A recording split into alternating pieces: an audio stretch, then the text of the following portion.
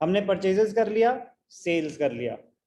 Sales return मतलब आपने किसी को सामान बेचा, due to whatever reason, the goods may be defective, they may be not up to the sample, ज्यादा पहुंच गए, कुछ भी हो गया, सामान वापस आ गया। Sales return, also known as return inwards, also known as return inwards। तो नेचर की अगर बात करें तो आपका रेवेन्यू गिर रहा है। सेल्स होता है रेवेन्यू, तो जब सामान बेचते हैं तो रेवेन्यू इंक्रीज होता है। सेल्स रिटर्न के टाइम रेवेन्यू डिक्रीज हो रहा है, it is a fall in the revenue. आप एक्सपेंसेस मान लो, इंक्रीज इन एक्सपेंसेस और फॉल इन रेवेन्यू, दोनों में पहुंचोगे तो डेबिट पे।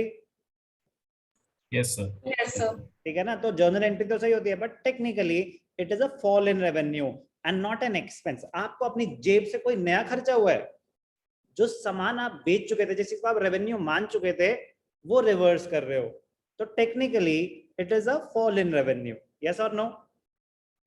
Yes, sir. Yes, sir. But at the same time it is a loss for the entity, कि जो profit हुआ था वो नहीं, तो एक तरह से है तो नुकसान ही।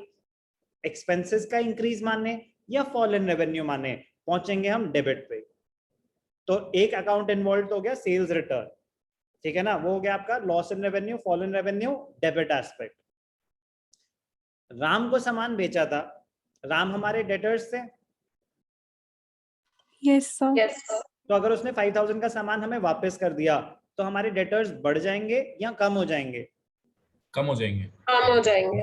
कम हो जाएंगे। तो डिक्रीज इन डेटर्स, डेबिटेड या क्रेडिटेड? Credited. क्रेडिटेड। तो क्या एंट्री फ्रेम हुई, ध्यान से देखना, मैं बताऊंगा। नॉट दैट कि आप तड़प रहे हैं बताने के लिए, but फिर भी मैं sales return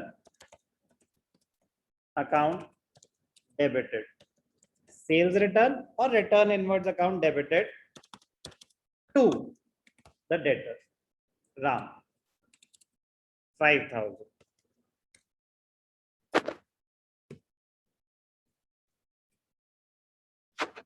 goods return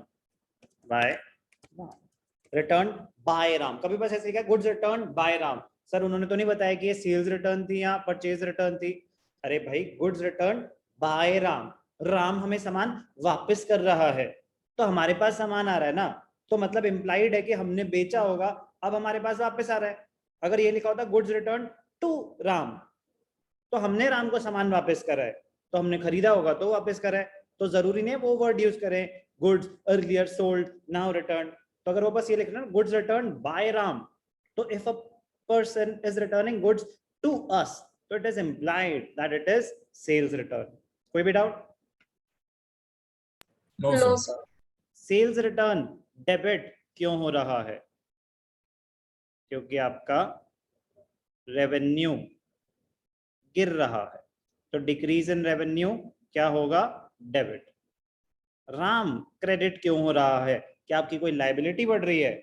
no, आपने थोड़ी ना उसको पैसे देने हैं, जो पैसे उसने आपको देने थे उतने कम मिलेंगे अब आपको, तो आपके एसेट्स गिर रहे हैं, तो decrease in assets are credited. कौन से एसेट्स? डेटर्स। ये सब जो मैं लिख रहा हूँ ये आपकी अंडरस्टैंडिंग के लिए लिख रहा हूँ, अंडरस्टैंडिंग के बाद स्पीड बहुत तेज होनी चाहिए, ठीक है ना। But initially first time understand करके कोई चीज डेबिट क्यों हो रही है, कोई चीज क्रेडिट क्यों हो रही है, अभी समझ जाओगे, कभी कोई प्रॉब्लम नहीं आएगी, कोई नई ट्रांजैक्शन भी आएगी तो आप क्रिएट भी कर पाओगे एंट्री।